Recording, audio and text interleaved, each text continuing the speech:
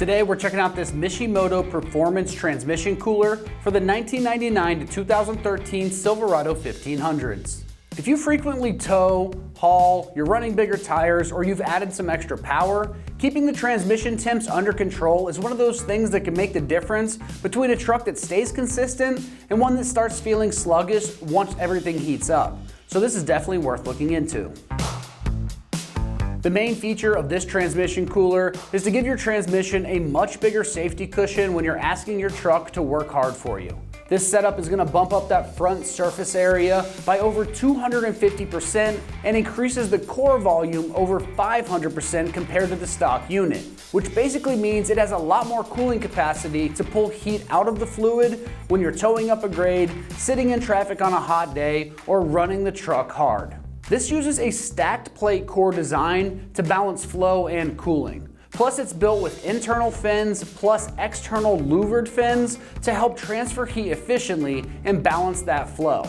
Another nice touch is that it uses 60 RB quick disconnects that can easily be swapped over to 6AN if you're doing a more custom setup. It also includes brackets to relocate that ambient air temp sensor so everything stays clean and works like it should. If you want your shifts to stay more consistent, your temps to stay in a better range, and your transmission to live a happier life long term, this is one of those upgrades that makes sense the minute you start working the truck hard. When it comes to the construction on this, you are getting a high quality stacked plate core with internal fins and external louvered fins designed to maximize heat transfer. You're also going to get those 60 RB quick disconnect fittings that we talked about for a secure hookup. It also has an adjustable mounting bracket and an ambient air temperature sensor relocation bracket, so the install stays clean and the cooler sits where it needs to for that strong airflow. Now, as far as the pricing goes on this, it's coming in right in that low $400 price range. That's a fair spot for a serious transmission cooling upgrade because you're getting a big jump in cooling capacity and a complete purpose-built kit sitting at a fair price in my opinion. When it comes to the install on this one, it's going to get rated just a 1 out of 3 wrenches on the difficulty meter. You can have this job done in just 2 hours of your time if everything goes smooth. The tools required for this install will include various size ratcheting wrenches and sockets, a 10mm wrench, an impact, a pair of pliers, a pry tool, a flathead screwdriver, and a pick tool. Now let's see exactly how this installation process goes with a quick video from one of our AmericanTrucks customers. Is the set of tools that I use to change out the old transmission cooler, and we're going to use to pull out the old one. So right now, from here, you're going to see that we have these grommets, or not these grommets, but these pieces here, here, here, here, here, here, here, and here that we're going to have to get disconnected. Now, some people have the molding clip that they can just pop it off with. I just happen to use a flat tip screwdriver, and that usually works for what I needed to do. And then once we get past that, there's going to be some nuts and bolts that are going to be holding down the front grille here, here, here, and here. And then we'll get behind this with the pair of pliers, pop this off, and then we'll get a straight shot at the intercooler. So hold on, I'm gonna go grab my tools. I'm gonna grab a flat tip and start taking out these right here. And they're just fairly simple. You just get up underneath them and just pop right up. Like that. Now just be careful not to lose them as you go. Pop up, put them off to the side. This one, sometimes they're a little stiff, just work your way around, just pop it out. Sometimes the heads will come out, that's not a big deal, because you'll just end up pushing them back into place when they're off. So it's not a big deal. Moving on to this one.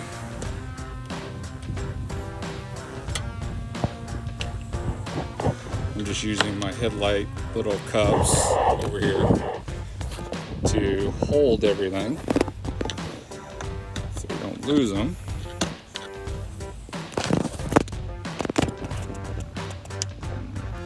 Last one just pops off. Underneath it, pop it up. And so that was one.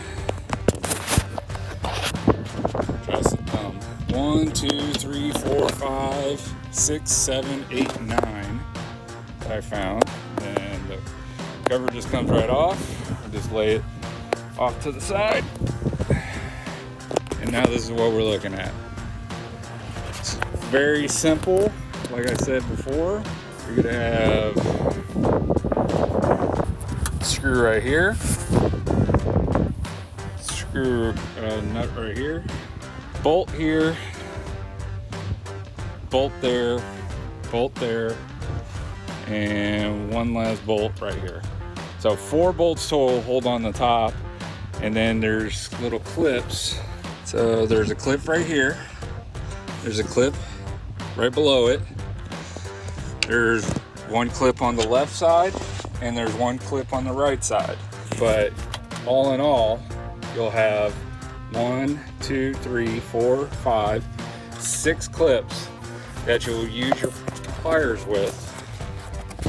And this is fairly simple. Just grab any set of pliers you want, neither one of those will work. And then you're basically, so the easiest way this works is getting in there, and you're going to squeeze the clips. And I'll show you once I get this out.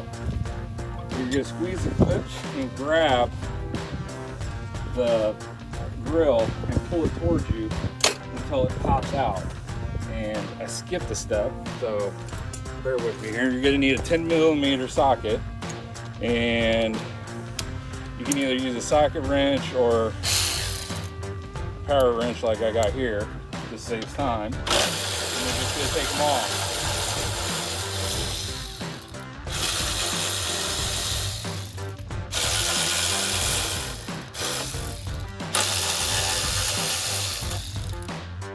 Alright, that was just 4, and now the top is loose. So now we can go back to taking off the clips. I've already taken off the one on the bottom right here. Now there are 2 on this left side and 2 on this right side.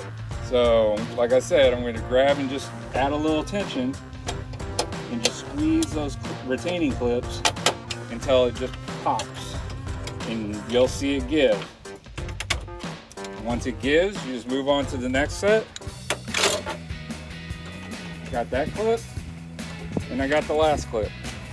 So now all you do is just lift up, pull over, and that's the grill. Now all I'm going to do is just set the grill off to the side somewhere in the grass, just so it doesn't get scratched. And now is where the meat and potatoes of this job is. So this is the old one. There are 2 bolts on the bottom. They're holding it in place.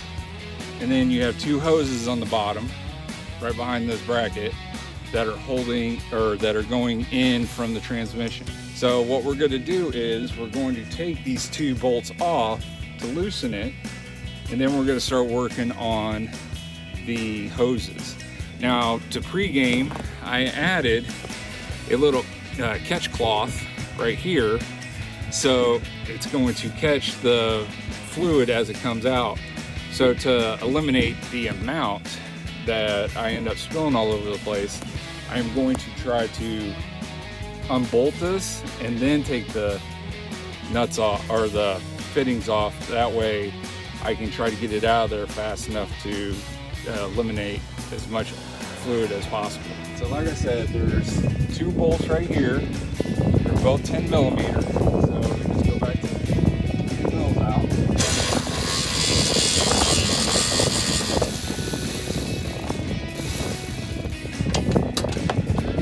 And then there's a 10mm right here.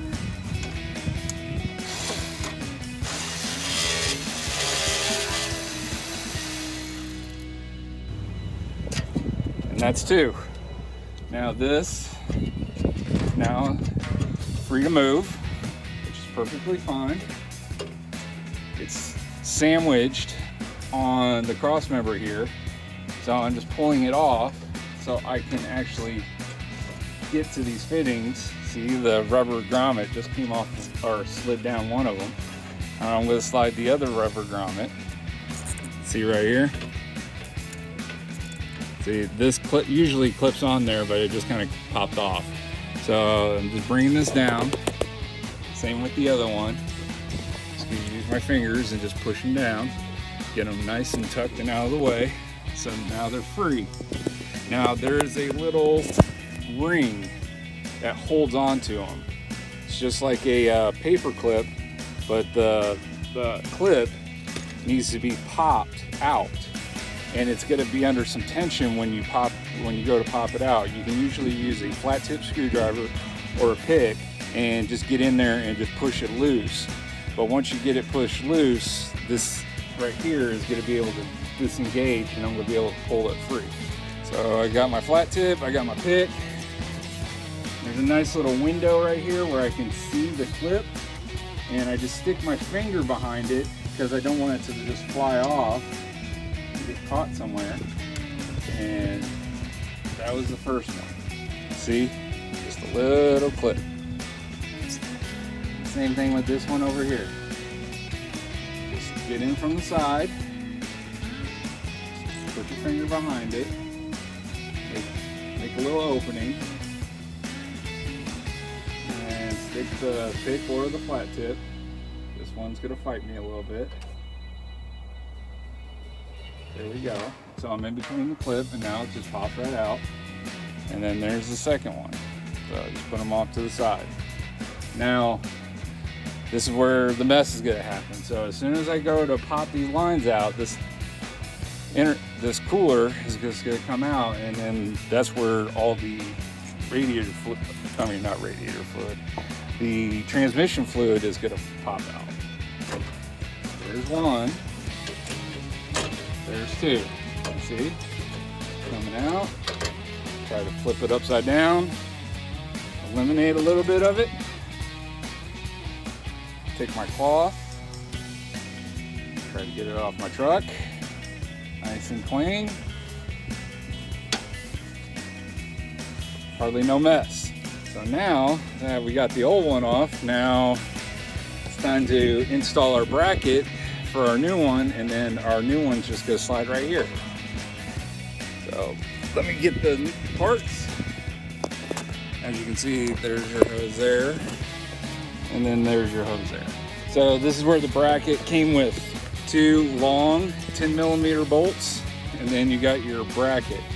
This is gonna be fairly simple because all it's gonna do is go straight up there. You're just gonna put it right on there.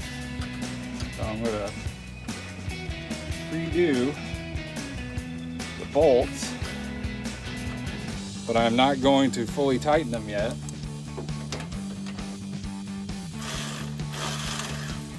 Get an extension on there because it would work a lot easier. See, there's one. Now we just got to slide this over a little bit to get it to match. And let's just make sure that that's good. All right. It's good in there. It's nice and loose. Now we're going to take our actual unit. Remember, it's still got caps on the bottom. And all you got to do is just slide her on through. Doesn't really fight you all that much. And you get it lined up. So you got her lined up with the bolts at the top. Okay. So one thing I'll show you here in a second is that there's two little brackets on the bottom over here and here, that are going to sit on top of this rail. There's two bolt holes for them, and then you got your two bolt holes up top. So I'm going to start with the easy stuff first. Just going to use 10 mils to get to the top here. Like I said, all I'm doing is pre-gaming right now. Once we get the lines hooked up, that's when I'm really going to tighten everything down. But right now, I just want to be able to move everything into place. Okay. Now this last two, you got 2 lock nuts and 2 of the same screws that I just used on top. And all we're gonna do is just push these to the top on the back, and then put these on the bottom, and then just use the 10 mil wrench and the socket and go at it. All right, you see that bracket right there? This bracket is what I'm putting a nut through. There's an identical one on the other side over here. It's just harder to get an eye's view. Just gonna move it around so I can drop the nuts in, or the bolts in.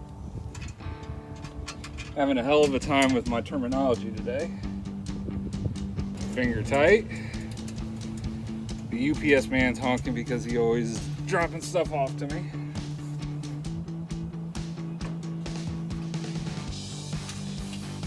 All right, there's the other one. And I'm just run my thumb through. All right, so everything is pretty much finger tight. Now I'm just gonna pull the little yellow rubber grommets off to get them out of the way, because now we're gonna just basically hook up our lines, and they should just basically pop right in there. So, yep, down, pop. Gotta slide this over, the black protector. And just get her just popped in with my thumb. There we go. All right, that was the first line. Second line, same thing. Just get her lined up, and then just stand up. You just kind of get a little leverage on it. Looking for that audible pop. This one's wanting to fight me a little bit. I'll pull down just to verify that she's in. Okay, heard the pop. Moving the line over, or the plastic piece that we talked about. And I'm just gonna get this plastic piece, this black plastic piece, just up around the fitting. Sometimes these want to fight you a little bit. Oh, I guess it wasn't in as far as I thought it was. That's why the plastic piece doesn't want to go on. So there was that audible click we were looking for. It was just a lot louder that time. Now I'm just trying to get the black plastic piece to go all the way around. Sometimes might have to grab a screwdriver if I put some leverage on it. There we go. All right, both plastic pieces are in. Got her clicked. So now I'm just gonna bolt her all down. So we got the bracket clips up here.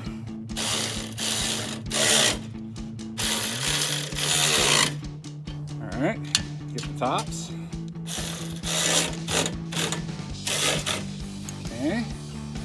Now this last set, I'm gonna have to go in with a ratchet and a wrench, because you got the nut on the bottom and then the bolt on the top. Make sure you get a long extension if you're doing this with a wrench. The other thing is make sure you're going the right way.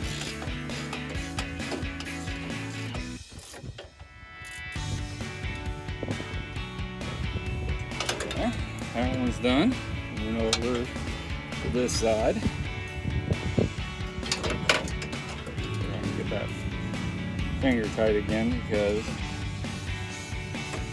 otherwise I'm going to be here for a second.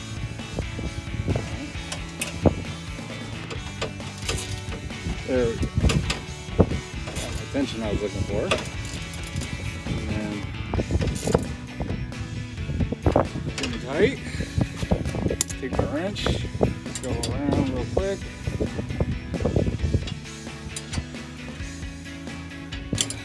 Those are good.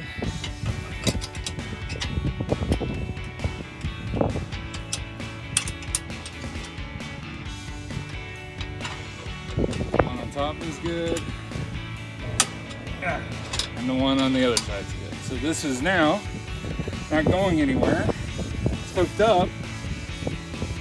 So now we're pretty much done with the install. So now I just got to turn her over, let her warm up, get top ready temp, and then see where our transmission fluid lies. Once I get that information, I'll be able to just top her off with what's missing. So other than that, oh, there is one last thing I do need to point out, because I did notice in some instruction videos there is a ambient temperature sensor that is normally on this side, which is the driver's side. That's what this hole would be for. So if you're set up with that, you're gonna have to take yours off, and then you can just plant it right here. Mine was set up on the passenger side, and it's plugged in into the rail right over here, which means I didn't have to do anything with it. It wasn't in my way. So it's just one thing I just wanted you to be aware of in case you were wondering what to do with that ambient air sensor. So there she is. That's it. All right, that wraps up our review and install of the Mishimoto Performance Transmission Cooler for the 1999 to 2013 Silverado 1500s. And for all things Silverado, keep it right here at American Trucks.